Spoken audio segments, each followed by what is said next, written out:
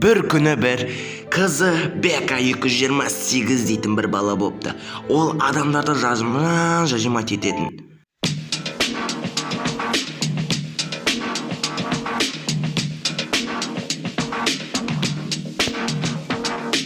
Bir күні ол өзен бойында ойланып отқан кезде оның басына не үшін мен хайлайтер болмаймын деп ой түседі.